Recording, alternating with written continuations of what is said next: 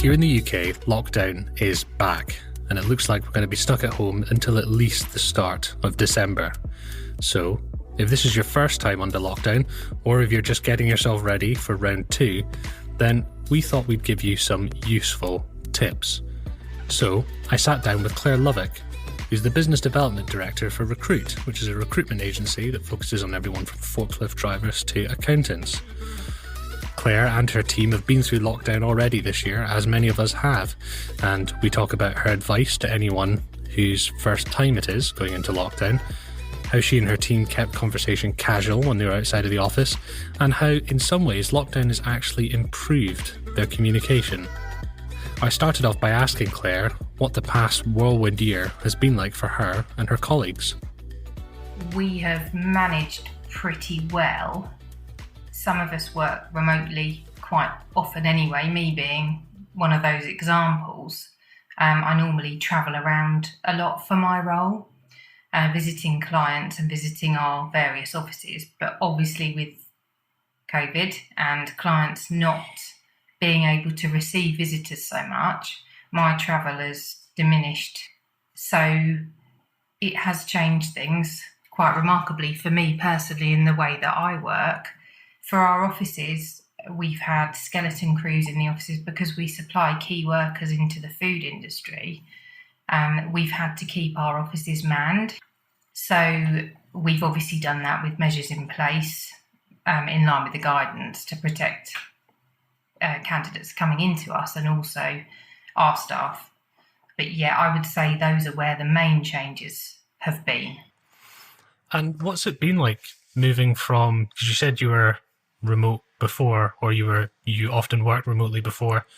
What's the difference been like going from occasionally being able to work remotely to having to work remotely? I think it's quite a natural adjustment for me, perhaps more so than my team members that were based in the office all the time. I was just already set up and used to being alone, I guess, whereas a lot of them are used to being in a team in an office. So yeah, for me, just a natural progression, totally adapted. You said it was a fairly natural transition the first time round. How are you feeling now that you're about to go back into it? Do you feel more confident? Have you learned anything from the first lockdown that you're looking forward to getting right back into now? Yeah, I would say I'm fine with it. I mean, obviously we'd all rather not be in this position, but I think it's been really interesting to see how my job can solely be done remotely without considering how much I normally travel and how much time that saves you. So, for example, I would quite often travel up to our office in Grimsby, which is three hours-ish for me each way. So I've saved that time. And although I miss seeing those clients face-to-face and seeing my team members at that office, it's remarkable the positives in what time it's saved me and how business can be done via video link. I think that's been interesting for me, given that everything was face-to-face before the likes of COVID landed with us. Yeah, so you sound fairly similar to me insofar as you like the remote working, and I'm the same. I really value being able to see people in person, but you can rub along without it. What would you say to if someone over the summer, if they've changed jobs or if they've started a new job and they're facing their first lockdown, their first time not in an office and remote? Do you have any bits of advice that you'd give to them? Yeah, absolutely. I would say what we do with our team members also working remotely is we have a daily meeting in the morning on Zoom, even if some days it might only be half an hour, just to say, hi, how is everyone? And I think that has helped definitely our team members that aren't used to working alone, unlike me. I think that's been really valuable. So I would say I think most businesses appreciate that people need support, especially with somebody going into a new position. And I would like to think that most companies are doing that with their team, just to give them that structure and support each day. What other advice would I offer there? I would really just say routine. I think I tend to have lunch at an exact time. I have coffee break at a set time. I make sure I get up and walk around for a while. So I think you're more likely to sit at your desk solidly if you're working alone, and less likely to go and chat or walk to the kettle in a workplace might be a further walk than perhaps it is at home. So I think breaks just to get up and move around, and I tend to walk around if I'm on the phone rather than sit at the desk, because I'm sat for so many video meetings and emails and everything else we all have to do. Whenever I'm just on the phone, I will even walk outside while I'm on the phone.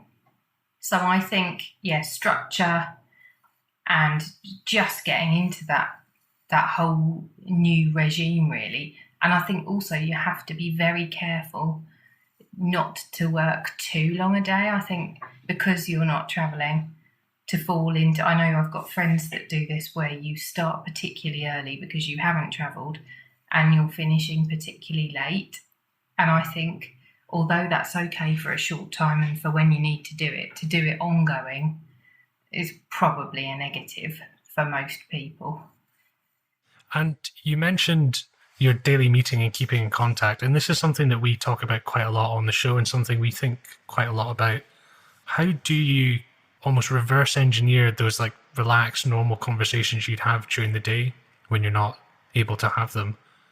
You said you have those daily meetings. Is that your main way of doing that? Yeah, I would say those have become quite relaxed now because we do it every day. Some of them we do weekly. It depends with which team, because obviously different meetings are for different teams. But yeah, I would say they've become quite natural, really.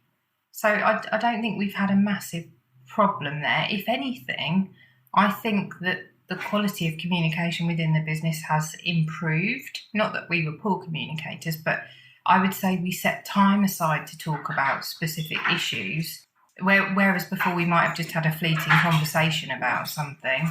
Now we're setting literally that time aside for that meeting period to discuss it. Yeah, and that's you're right. Is those initial first few meetings where it's like you're sitting everyone down to have like mandatory company fun.